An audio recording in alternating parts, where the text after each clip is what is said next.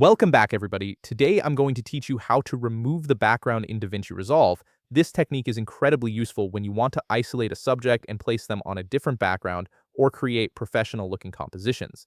Let's dive right in and get started. First, open your Davinci Resolve application and load up the project you want to work on. Once you're in, look at the bottom of your screen where you'll see several workspace tabs. Click on Color to switch to the color grading workspace. This is where we'll be doing all the background removal work, as it gives us access to the powerful tools we need for precise masking. Now take a look at the Builder tool panel. You'll see a circle icon, which is your shape tool. Click on it, then select the pen icon. This pen tool is what you'll use to create a custom mask around your subject. It allows you to trace precisely around the object or person you want to keep while removing everything else in the background. Here comes the part that requires patience. Start tracing around the object in your clip that you want to retain. Click point by point to create an outline, following the edges as closely as possible. Take your time with this step because the more accurate your tracing is, the cleaner your final result will be. Don't rush through it. A precise mask makes all the difference in achieving a professional look. After you've completed tracing around your subject, direct your attention to the top right of the screen and click on Nodes to open the Node panel. This panel is essential for managing how different effects and adjustments are applied to your footage. Once the Nodes panel is open, right-click on any empty area within it. From the menu that appears, select Add Alpha Output. This creates a special output that will handle the transparency information for your background removal.